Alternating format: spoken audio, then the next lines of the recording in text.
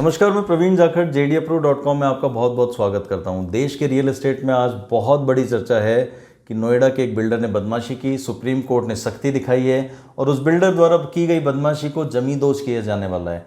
एक घटना है नोएडा के 93 सेक्टर की, जिसमें कि एमरल्ड कोर्ट नाम से एक योजना है सुपरटेक बिल्डर्स की, जिसमें 15 टावर सैंक्शन किए गए थे, जिनको बनाया गया था, जिसमें 467 फ्लैट थे। ये बन भी गए टावर, लेकिन हुआ ये कि वो जो पूरी कॉलोनी थी, जो पूरा कैंपस बनाया गया था, उसकी अप्रूवल मिली थी लगभग 17 एकड़ ज़मीन के अंदर। इस ज़मीन में अप्रूवल मिली थी 15 टावर बनाने की और 467 फ्लैट की अप्रूवल ली गई थी। लेकिन ये अप्रूवल मिली थी 2006 में। बिल्डर ने बदमाशी की। 2009 में क्या किया, बिल्डर ने एक रिवाइज नक्शे के लिए आवेदन किया और इधर तो नोएडा अथॉरिटी को रिवाइज नक्शे के लिए आवेदन किया और दूसरी तरफ उसने कंस्ट्रक्शन चालू कर दिया। RWA को कॉन्फिडेंस में नहीं लिया। बिल्डर का कहना था कि हमारी ज़मीन है, हम कुछ भी बनाएंगे। आपको भी देखने को मिलता होगा, बिल्डर की कई तरह की मनमानियाँ होती हैं। कई बार अलग अलग कैंपस में अलग अलग परेशानियाँ हैं।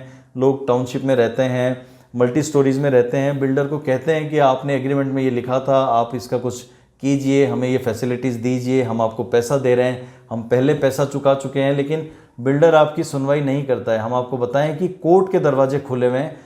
पहले इलाहाबाद कोर्ट ने आदेश दिया था, अब सुप्रीम कोर्ट ने आदेश दिया।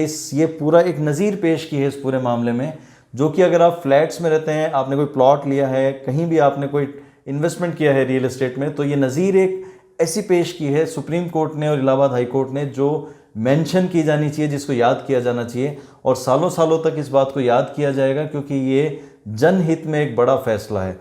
हम इस पूरे मामले को आपको बताते हैं। नोएडा के 93 सेक्टर में ये जो अप्रूवल मिली थी 17 एकड़ के अंदर, उसमें बिल्डर ने अपना काम शुरू किया, 15 टावर बना दिए। उसके बाद एक रिवाइज नक्शा पेश किया 2009 में नोएडा अथॉरिटी को कि हम लोग फ्लैट्स बनाने वाले हैं और हम और नए फ्लैट्स बनाएंगे, तो उसका ये रिवाइज नक्शा है। उसमें 857 फ्लैट बिल्डर को बनाए जाने थे।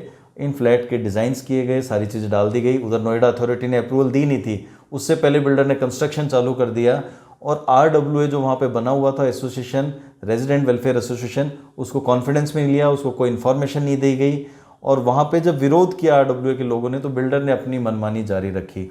आपने कई बार देखा होगा, कई जगह, कई अलग अलग कैंपस में, हो सकता है आपके कैंपस में भी ऐसा होता हो कि बिल्डर की मनमानियों का आप शिकार हो और आप कुछ नहीं कर पा रहे हैं। आप सोच रहे हैं मैं बेबस हूँ, मैं कहाँ जाऊँ, एक इंडिविजुअल आदमी कहाँ पर अपनी आवाज़ उठाएगा।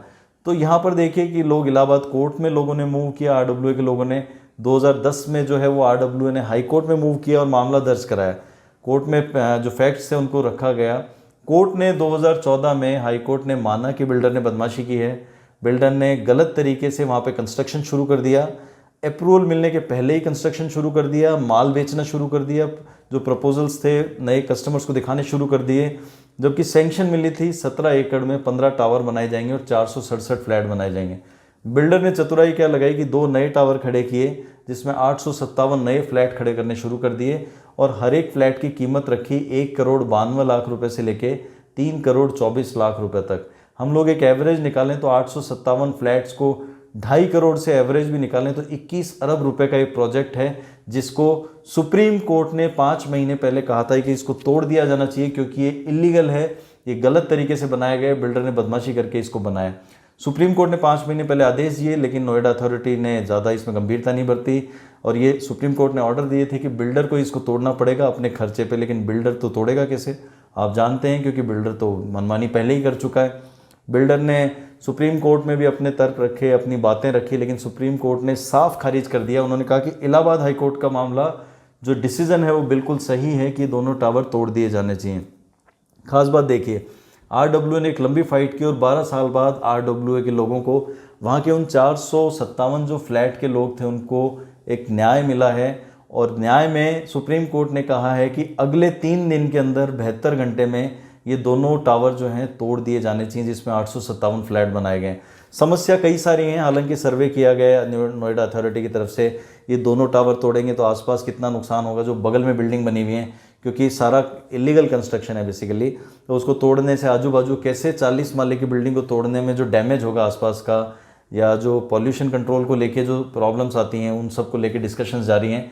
लेकिन फिर भी सुप्रीम कोर्ट ने सख्ती दिखाई है कि अगले 72 घंटे में ये बिल्डर के दोनों टावर पूरी तरह से तोड़ दिए जाने चाहिए और उसकी रिपोर्टिंग सुप्रीम कोर्ट को करनी है। नोएडा अथॉरिटी के लोगों पे, उन अधिकारियों पे कार्रवाई करने के भी आदेश दिए गए हैं जो लोगों ने बिल्डर के साथ मिली भगत करके ये सारे मामले को अंजाम दिया।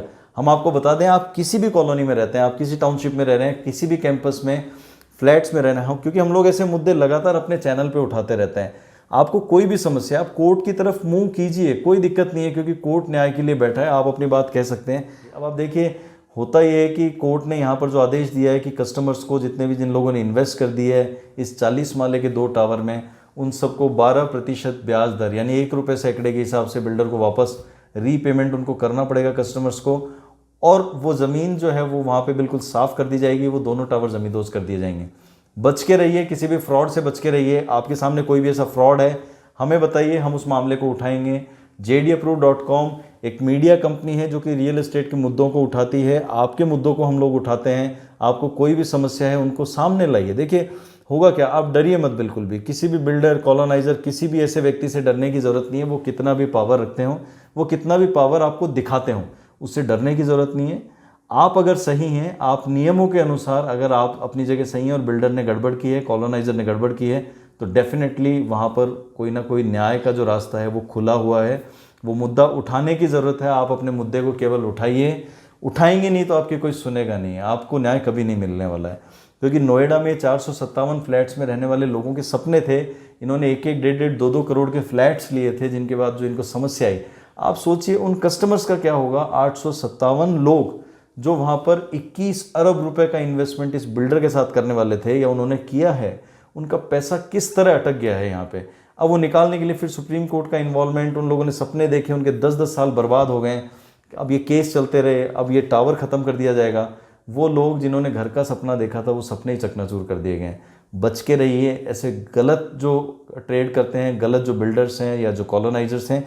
जो सही बिल्डर्स हैं उनको प्रमोट कीजिए, जो सही जेन्युइन काम करते हैं रियल एस्टेट में उनको आगे बढ़ाइए, उनका बिजनेस बढ़ाइए, उनके साथ डील कीजिए, उनके साथ ट्रेड कीजिए। वहाँ कोई दिक्कत नहीं है, क्योंकि हर मार्केट में दोनों तरह के लोग होते हैं। ऐसा नहीं है सारे लोग ख़राब हैं, ऐसा भी नहीं है कि सारे लोग सही हैं, लेकिन ज़रूरत है तो अवेयरनेस की। हम लोग हमारे वीडियोस में इस चैनल पे पब्लिक अवेयरनेस के वीडियोस बनाते हैं। हो सकता है कई बिल्डर्स को वो पसंद नहीं आते हों। कई बिल्डर्स ने हमें अप्रिशिएट किया है कि आप बहुत अच्छा काम कर रहे हो। इससे हम हमारे कैंपस जो है, हमारे टाउनशिप जो है, उनको सुधार करेंगे। हम जो टावर बना रहे हैं उसमें सुधार करेंगे, ताकि हमारे लिए कल को कोई व्यक्ति को ऐसा वीडियो बनवाने की मजबूरी पैदा नहीं होनी चाहिए। हम लोग आपके लिए लगातार ऐसे वीडियोस लाते रहेंगे।